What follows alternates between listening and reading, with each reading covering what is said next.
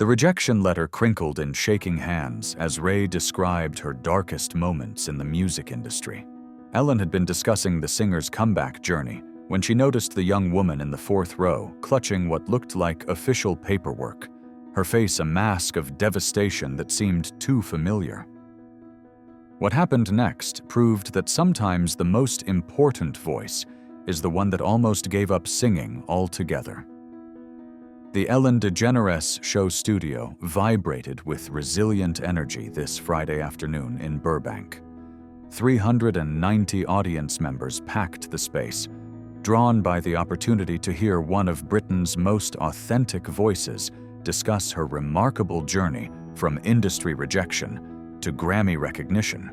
Raye sat in the guest chair with hard-won confidence, wearing a stunning black leather jacket over a flowing white blouse that somehow managed to look both edgy and ethereal. Ellen, radiant in a deep sapphire blazer with diamond-like crystal details that caught the studio lights, was thoroughly captivated as Raye spoke with brutal honesty about the years she spent being told she wasn't enough by people who claimed to know what audiences wanted. "Raye, your story is so inspiring because it's about more than just musical success," Ellen said, her voice carrying the deep respect she reserved for guests who had truly overcome adversity. "You spent years being dropped by labels, being told your voice wasn't commercial enough, that your songs were too personal. How did you keep believing in yourself when the entire industry seemed to be saying no?" Raye's expression grew thoughtful, her hands resting confidently in her lap as she considered the question with the wisdom that comes from surviving rejection and emerging stronger. "Ellen, honestly, there were days when I didn't keep believing. There were months when I thought maybe they were right, maybe I wasn't good enough, maybe I should just give up and find a normal job like everyone kept suggesting." The audience listened with unusual intensity, many of them recognizing their own struggles with self-doubt and external validation in Raye's words. Her authenticity was magnetic, the kind of realness that made people feel less alone in their own battles with inadequacy. "But what saved me," Raye continued, "was realizing that the people rejecting me didn't represent the people who might need my music.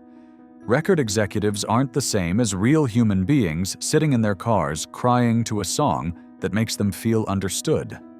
I had to choose between making music for boardrooms or making music for broken hearts." But even as the conversation flowed beautifully, Ellen's attention was increasingly drawn to the fourth row, where a young woman appeared to be in genuine distress.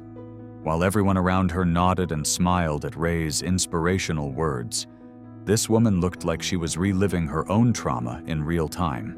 Ellen could see that the young woman was holding what looked like official documents, letters or emails printed on heavy paper, and her body language suggested she was fighting back tears while trying to remain invisible.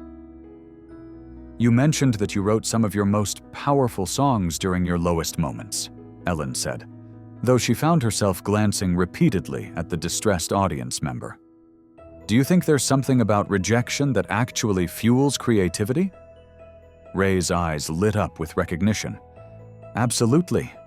When you're told you're not good enough, you have two choices: believe them and disappear, or prove them wrong by becoming so undeniably yourself that they can't ignore you anymore.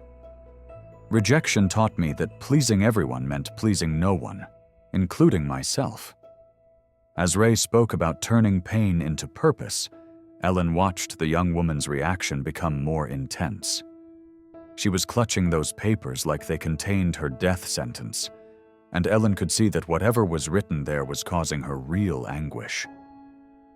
Ellen's maternal instincts, honed by years of recognizing when audience members needed help, told her that this wasn't just someone being moved by an inspiring story. This was someone drowning in their own version of the struggles Raye was describing. "Raye," Ellen said gently, standing up from her chair and placing both hands on the back of Raye's seat. "I hope you don't mind me asking, but there's someone in our audience who seems very affected by your story. I'm wondering if we should check on her." Raye immediately turned to look where Ellen was indicating, her performer's instincts allowing her to quickly locate the distressed woman. The moment Raye saw her, her expression shifted to one of protective concern. "Of course," Raye said without hesitation, standing up abruptly and pointing directly toward the fourth row with sudden urgency. "Love, are you all right? What's happening?" The unexpected attention caused the young woman to look up in panic, clearly mortified to be singled out. 21-year-old Maya Patel from Berkeley clutched her rejection letters tighter, wishing she could disappear into her seat. "I'm sorry," Maya said, her voice barely audible and thick with tears she'd been holding back. "I didn't mean to interrupt. What you were saying about rejection, it hit too close to home." Ellen immediately began moving toward the audience, but instead of her usual confident approach, she walked slowly, her sapphire blazer creating a calming presence as she gave Maya time to process being the center of attention. "Sweetheart, you're not interrupting anything," Ellen said warmly. "Sometimes when a story resonates with us, it's because we need to share our own version of it. What are those papers you're holding?" Maya looked down at the documents in her trembling hands, then back at Raye, who was now standing at the edge of the stage with both hands clasped to her heart in a gesture of complete empathy. "Rejection. Letters," Maya whispered, her voice breaking on the words. "From every music program I applied to, every internship, every open mic competition I entered, they all say the same thing. Talented, but not what we're looking for right now." The raw pain in Maya's voice hit the studio like a wave. Raye's expression transformed with recognition and fierce protectiveness, understanding immediately that she was looking at a younger version of herself. "How many?" Raye asked, her voice gentle but strong enough to carry across the studio. 47, Maya said, her composure crumbling completely. 47 rejections in 8 months. Berkeley, USC, even the local coffee shop open mic said I wasn't the right fit for their audience. I brought them because I was going to throw them away after the show, but then you started talking about your rejections, and I realized I'm not strong like you. I'm just broken. Ellen felt her heart break as she heard this young woman's pain, the way she was internalizing systematic rejection as personal failure. Maya, can I ask you something? Why did you want to pursue music in the first place? Maya wiped her eyes with the back of her hand, still clutching the rejection letters like evidence of her inadequacy. Because when I was 12, my little brother was in the hospital with leukemia, and I would sing to him during his treatments. The nurses said his vitals would stabilize when I sang, that somehow my voice helped him feel safe. He's healthy now, but I thought if my voice could help him heal, maybe it could help other people too. The simple honesty of Maya's motivation stunned everyone within earshot. This wasn't about fame or success, or even artistic expression. This was about healing, about using music as medicine, about believing that her voice had the power to comfort and heal. Raye immediately jumped down from the stage, abandoning her performance area entirely and striding purposefully toward Maya's row. "Stand up," she said, her voice carrying the authority of someone who had survived everything Maya was experiencing. "Stand up right now and let me see those letters."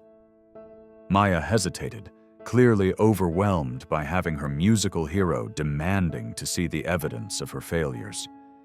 But something in Raye's tone brooked no argument, and Maya slowly stood, extending the crumpled papers toward the artist.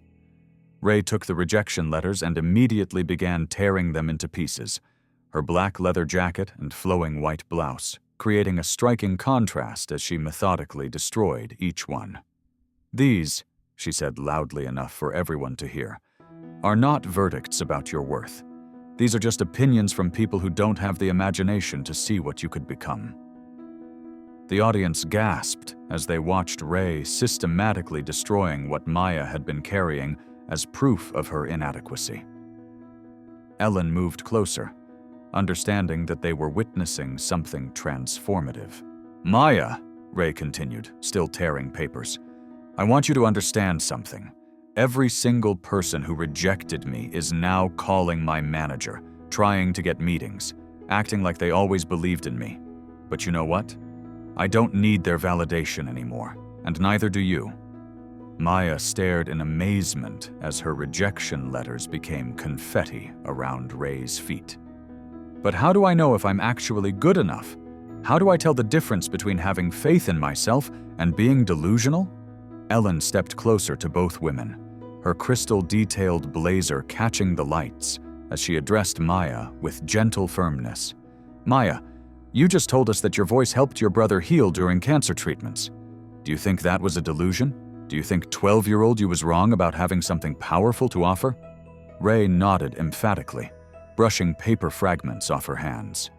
"Ellen's absolutely right. Maya, your voice saved your brother's peace of mind during the scariest time of his life. That's not nothing. That's everything." Maya looked between Ellen and Raye, clearly struggling to reconcile their words with the months of rejection she had internalized.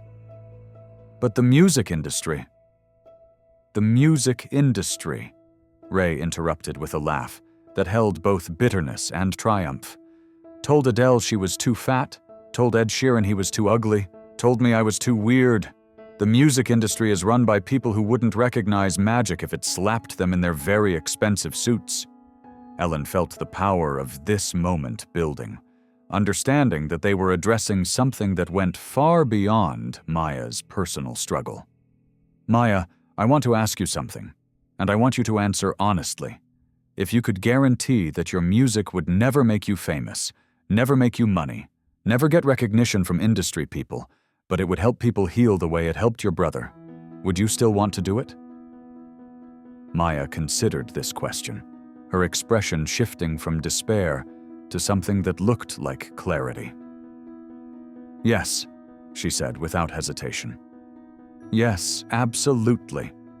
If I could sing to people going through medical treatment, if I could help families dealing with illness, if I could make music that gives people strength when they're scared, yes, I would do that for free for the rest of my life."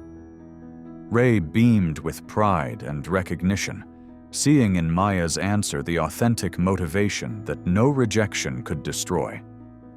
"Then you already know everything you need to know. You don't need permission from record labels to heal people with your voice. You don't need approval from music programs to be exactly who you were born to be."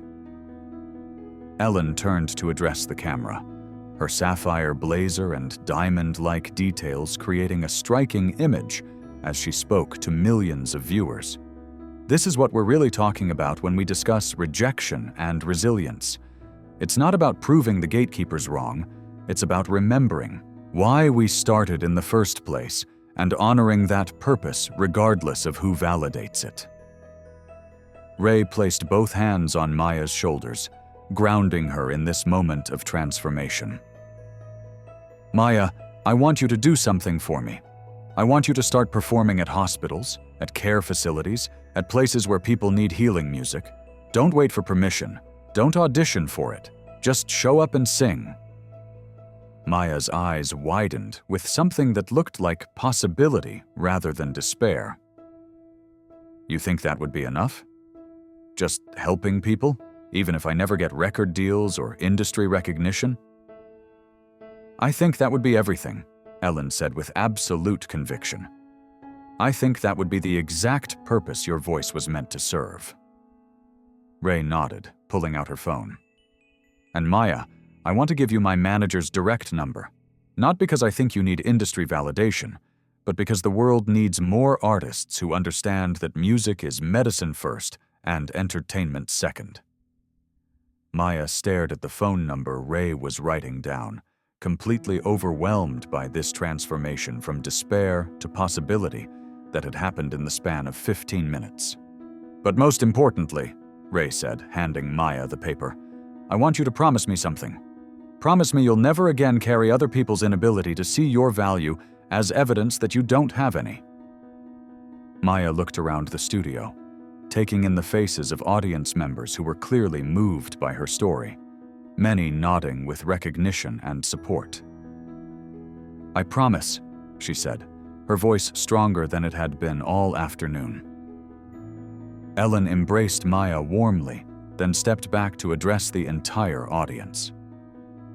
"This is why we share these stories, because somewhere out there, someone else is carrying their own pile of rejection letters, thinking it means they should give up on their dreams, when what it really means is they haven't found their right audience yet." 6 months later, Maya Patel had founded Healing Harmonies, a non-profit organization that brought live music to hospital patients and their families. She performed weekly at children's cancer wards, performing the same songs that had once helped her brother heal, discovering that her voice did indeed have the power to bring peace to people in their most frightening moments. Raye became a patron of Maya's organization and occasionally joined her for special performances, showing that success could be measured in comfort provided rather than charts climbed. Ellen created a segment called Rejection to Purpose, where people shared stories about how professional disappointments had led them to discover their true callings, proving that sometimes the doors that close are protecting us from settling for less than our authentic purpose. Maya never did get accepted into any traditional music programs, but she didn't need them anymore. She had found her stage in hospital rooms and her audience in people who needed her specific gift of healing through song. Because sometimes the most important performance is not the one that gets you discovered, but the one that helps you discover who you were meant to be all along, regardless of who gives you permission to be it.